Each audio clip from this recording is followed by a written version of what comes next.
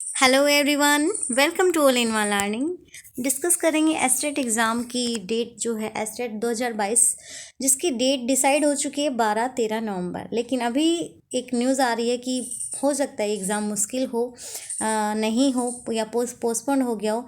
तो आज की वीडियो में हम एस्टेट एग्ज़ाम की डेट को लेकर जो भी रीज़न है, ऐसी खबर क्यों आ रही है, क्या इसके पीछे का कारण है और हो एग्ज़ाम होगा या नहीं होगा, वो सब डिस्कस करने वाले हैं। तो सब पहले तो सभी आप सबको पता है कि एस्टेट के फॉर्म एप्लीकेशन सब प्रोसेस बंद हो चुका है और उसकी ऑफिशियल डेट आ चुकी है कि 12-13 नवंबर को एग्ज़ाम होना है। बट अभी फ़िलहाल ये खबर क्यों आ रही है कि एग्ज़ाम होगा या नहीं होगा, कैंसिल हो गया है, पोस्टपोन हो गया है, उसका रीज़न जानने की कोशिश करते हैं।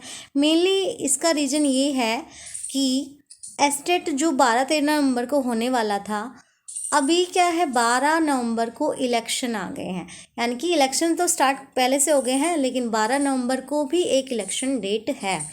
मेन रीज़न इसका यही है कि देखेंगे आप यहाँ पे हरियाणा पंचायत इलेक्शन डेट 2022 जारी, सरपंच चुनाव एंड डेट एंड रजिस्ट्रेशन।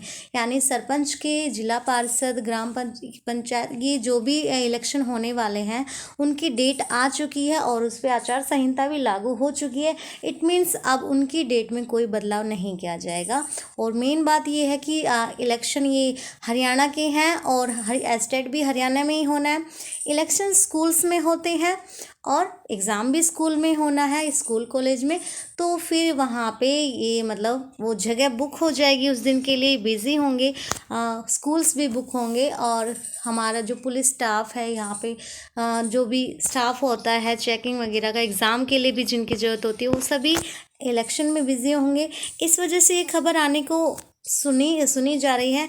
अब एक बार डेट्स की बात कर लेते हैं। पंचायत इलेक्शन डेट यहाँ पे देखिए, आप बोलेंगे Haryana government will soon organise the election for the people of 22 district. 22 district में ये इलेक्शन होने वाले हैं, जिसमें से टोटल कितने ग्राम पंचायत हैं? 6222 village panchayat in the state. Election will be held in the month of September. पहले न्यूज़ के अकॉर्डिंग सितंबर में होने थे, बट नहीं हुआ। अभी ये जो डेट थी वो आगे चलती जा रही थी, लेकिन फ़िलहाल अब उस पर जो डेट आ गई है फाइनल और उस पर आचार संहिता लागू हो चुकी है। तो उसकी डेट की हम बात कर लेते हैं एक बार। सरपंच चुनाव तिथि देखिए, 7 अक्टूबर को ये एक लिस्ट जारी की थी, जिसमें यहाँ पे था 14 अक्टूबर से नामांकन शुरू होंगे, आखिरी तिथि 19 अक्टूबर, और ये नामांकन पड़ताल 20 अक्टूबर, नामांकन वापस लेने की 21 अक्टूबर, चुनाव की तिथि 2 नवंबर। अब आप सोचेंगे कि अभी तो मैम बोल रही थी 12 नवंबर, लेकिन यहाँ पे तो चुनाव की तिथि क्या है? 2 नवंबर। देखिए, ये 2 नवंबर को जो चुनाव, ये भी सरपंच के ही होंगे इनके, लेकिन यहाँ पे जो 2 नवंबर को चुनाव होने वाला है वो फर्स्ट चरण होगा, यानी पहला चरण, फर्स्ट राउंड होगा। उसमें सभी डिस्ट्रिक्ट नहीं लिए जाएंगे, कुछ ही डिस्ट्रिक्ट शामिल होंगे। इसलिए अब अगला चुनाव यानी दूसरा चरण लिया जाएगा और उसकी डेट अब आगे आ चुकी है, जिसमें कि आप देखेंगे दूसरे चरण में हरियाणा के 9 और जिलों में पंचायती राज चुनाव की घोषणा हो गई। यानी कि जो 2 नवंबर को होने वाला है उसमें कुछ डिस्ट्रिक्ट है, उसके बाद आगे के और 9 और जिलों में चुनाव की घोषणा कर दी गई। दूसरे चरण में कौन कौन डिस्ट्रिक्ट है? अंबाला, चरखी दादरी, गुरुग्राम, करनाल, कुरुक्षेत्र, रेवाड़ी, रोहतक, सिरसा और सोनीपत में चुनाव होंगे। यहाँ जिला परिषद पंचायत समिति सदस्यों के लिए 9 नवंबर, सरपंच पद के लिए 12 नवंबर को मतदान होगा। देखिए यहाँ पे मेंशन किया हुआ है, जिला परिषद समिति के लिए 9 नवंबर और सरपंच व पंच पद के लिए 12 नवंबर को एग्ज़ाम होगा। और जो कि एस्टेट में डिसाइड किया गया था 12 नवंबर को एस्टेट होने वाला है, इसलिए यानी कि ये डिस्ट्रिक्ट आ चुके हैं यहाँ पे। इट मीन्स 12 नवंबर को इलेक्शन होने ही होने हैं। तो इस वजह से ये खबर आ रही है कि मे बी एस्टेट पोस्टपोन हो जाए, बट ऐसा नहीं है कि श्योर नहीं है कि होगा ही होगा पोस्टपोन। देखते हैं, ऑफिशियल नोटिफिकेशन अभी तक नहीं आया है, लेकिन उम्मीद यही है 99% कि इस इलेक्शन डेट की वजह से एग्ज़ाम पोस्टपोन हो सकता है। मतदान का टाइमिंग अब अगर हम बात करें तो सुबह 7 से शाम 6 बजे तक, और एग्ज़ाम भी इसी बैच होना है, या तो सुबह होता है 9-10 बजे के आसपास, या फिर शाम की शिफ्ट में 2 वाली में, यानी कि एग्ज़ाम ख़त्म होता है उस बीच के टाइम में तो क्या है, आपका इलेक्शन है। इसलिए अब इन 9 जिलों के ग्रामीण इलाकों में भी आचार संहिता लागू हो चुकी है। देखिए यहाँ पे भी हो चुकी है। इट मीन्स ये फिक्स हो गया है एक इलेक्शन डेट। सुरक्षा की दृष्टि से सोनीपत, सिरसा, रोहतक सभी संवेदनशील जिले हैं। अब यहाँ पे देखिए दूसरे चरण के 9 जिलों में, अब जो दूसरे चरण में 9 डिस्ट्रिक्ट जो हैं उनमें इलेक्शन, वहाँ पे 57 ब्लॉक हैं। इसी के साथ ही तीसरे चरण में भी होंगे। देखिए उन्होंने बताया अगर जिला परिषद और जो 2 नवंबर को इलेक्शन हो जाएंगे उसमें भी अगर जिला परिषद सदस्य पंचायत समिति के लिए दोबारा मतदान होता है तो वह भी 12 नवंबर को ही करवाया जाएगा। ठीक है, यहाँ मतलब उनमें थोड़ा बहुत कुछ भी इशू हो, किसी भी रीजन से अगर दोबारा लेना पड़ा तो वो भी 12 नवंबर को ही इलेक्शन करवाया जाए। इसी प्रकार किसी सरपंच व पंच पद के लिए दोबारा मतदान होता है तो वह 14 नवंबर को होगा, और अगर सरपंच वाले पद के लिए, पंच सरपंच के लिए, तो वो 14 नवंबर को दोबारा रिपोल किया जाएगा। सरपंच व पंच पद के नतीजे उसी दिन चुनाव के बाद घोषित कर दिए जाएंगे। उनके सरपंच वाले जो रिजल्ट्स हैं, जिस दिन चुनाव होगा उसी दिन आपको रिजल्ट भी मिल जाएगा।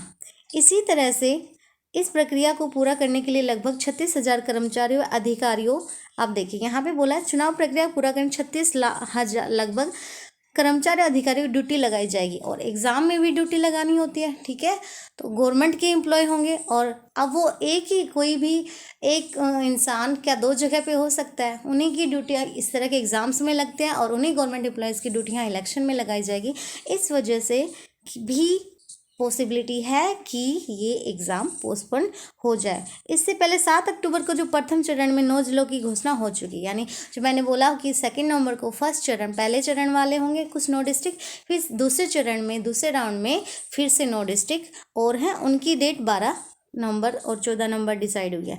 इसी तरह से 4 जिलों में, इसके बाद 4 और जिलों में तीसरे चरण में चुनाव होंगे, और जो तीसरे चरण में चुनाव किस किस में होंगे, फरीदाबाद, पलवल, फतेहाबाद, हिसार में तीसरे चरण में चुनाव होंगे। इनकी अभी आचार संहिता लागू नहीं होगी, इनकी अभी डेट नहीं है। तो देखिए अब एक ये चीज़ है कि कितना पोस्टपोन होगा एग्ज़ाम, तो मेन हम बात कर लेते हैं वो डेट डिसाइड, लेकिन यहाँ पे आचार संहिता लागू नहीं हुई है, यानी कुछ फिक्स नहीं है। तो हो सकता है कि अगले जैसे 12-13 को संडे है, 13 से अगला संडे कब पड़ रहा है 20 नवंबर को, तो हो सकता है कि पहले एस्टेट करवा लिया जाए और फिर ये 3rd राउंड वाले इलेक्शन हो, या फिर हो सकता है कि ये इलेक्शन 3rd राउंड वाले हो जाए उस 20 वाले संडे के आसपास और उससे नेक्स्ट संडे एस्टेट हो जाए। यानी कि अगर कम से कम आप मानेंगे तो 1 वीक पोस्टपोन हो सकता है, और ज़्यादा से ज़्यादा 2 वीक आपका एग्ज़ाम पोस्टपोन हो सकता है, यानी कि 15 दिन का टाइम अगर हम माने तो मिल सकता है। वैसे ही एक अच्छी खबर है कि जो भी एस्टेट कैंडिडेट्स हैं उनको थोड़ा और टाइम मिल गया है। चुनाव ने 28 अक्टूबर को फरीदाबाद में मंत्री बिठाई जाएगी, उसमें ही ये डेट डिसाइड होगी कि 3rd चुनाव कब होने वाले हैं। ठीक है, यानी कि 3rd वाले के चुनाव कब होंगे ये उस बैठक में बताया जाएगा, जो भी मीटिंग होगी।